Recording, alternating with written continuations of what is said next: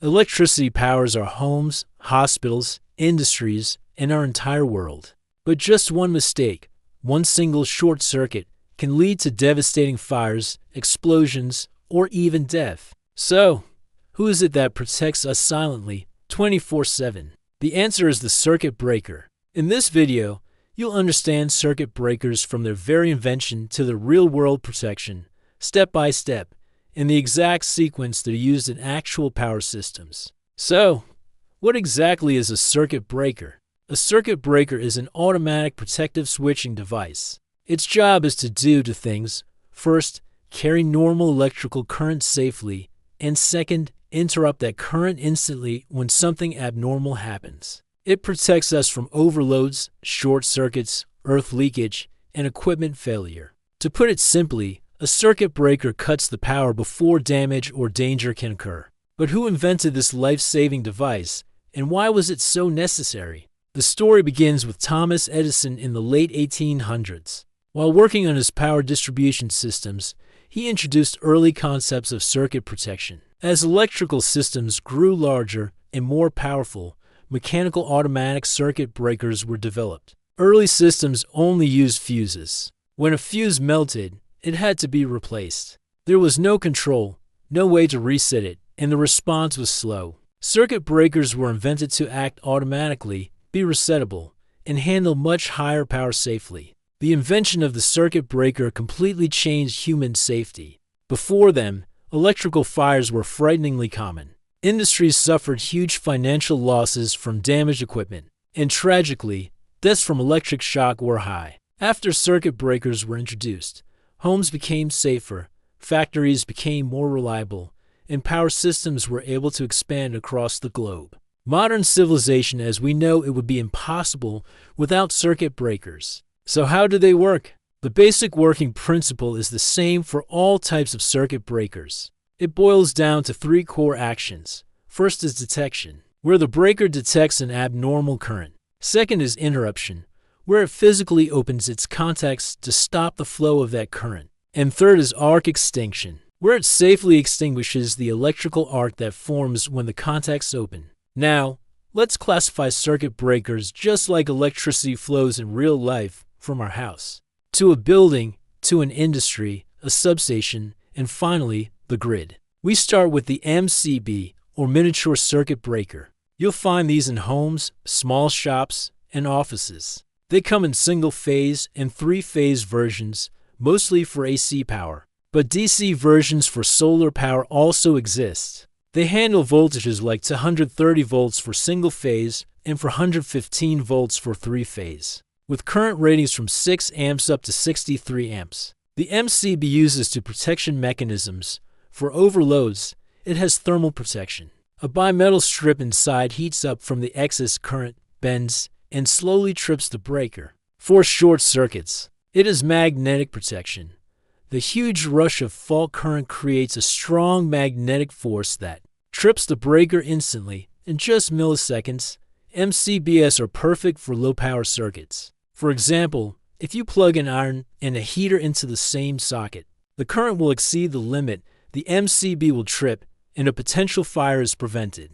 Next up is the MCCB, or molded case circuit breaker. These are used in factories, commercial buildings, and for protecting large motors. They are mainly three-phase, but single-phase versions are available. They work with both AC and DC power, handling voltages up to 690 volts AC and currents from 63 amps all the way to 2,500 amps.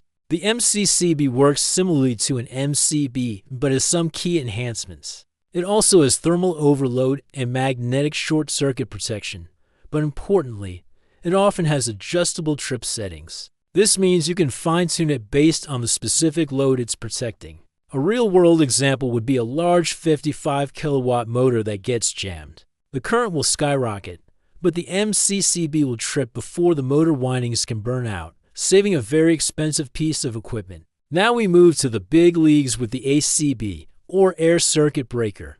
These are found in power plants, large industrial panels, and as the main incomer for big buildings. They are exclusively three-phase and used for AC power, handling voltages up to 690 volts, but with massive current ratings from 800 amps to over 6,000 amps. When a fault occurs in an ACB, its large contacts open, and the resulting arc is formed in the open air. The breaker is designed with arc chutes that cool, lengthen, and extinguish this powerful arc. Protection is typically provided by sophisticated electronic relays. Imagine a fault on the main output of a transformer in a factory.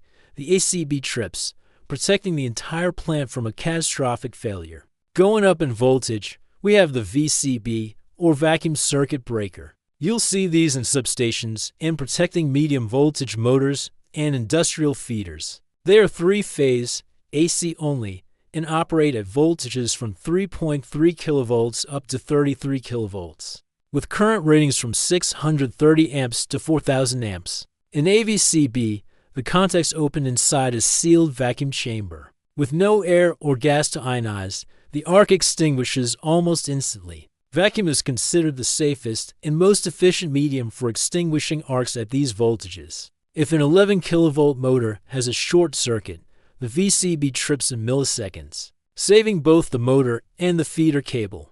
A more modern type is the ECB, or electronic circuit breaker. These are used in highly sensitive applications like data centers, automation panels, and control systems. They come in single phase for both AC and DC, typically for low-voltage systems. Instead of mechanical parts, an ECB uses electronic sensors to monitor the current.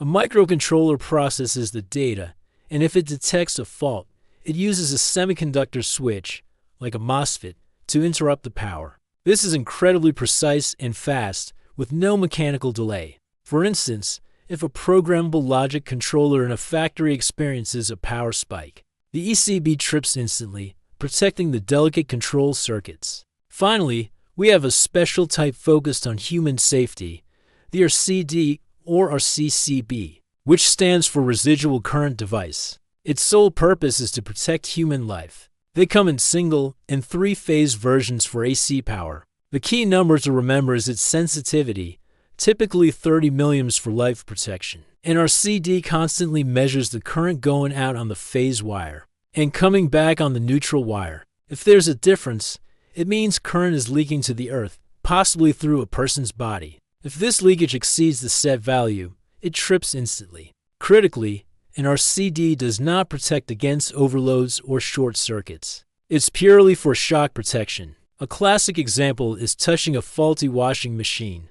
A small amount of current leaks through your body to the ground. The RCD detects this imbalance and trips, saving your life. So, let's recap the complete protection flow in the real world. Your house is protected by an MCB for overloads and an RCD for your safety. A larger building uses an MCCB. A factory's main supply is handled by an ACB. The local substation uses VCBS. And the entire grid is protected by even larger high-voltage circuit breakers, like SF6 breakers. In conclusion, circuit breakers are the silent, unsung heroes of our modern world. From saving a child from an electric shock in a bathroom, to protecting an entire power plant from a blackout, they are the absolute backbone of electrical safety. They work tirelessly, day and night, ensuring that the power that fuels our lives does so safely. Thank you so much for watching. I hope this detailed explanation was helpful. If you learned something new,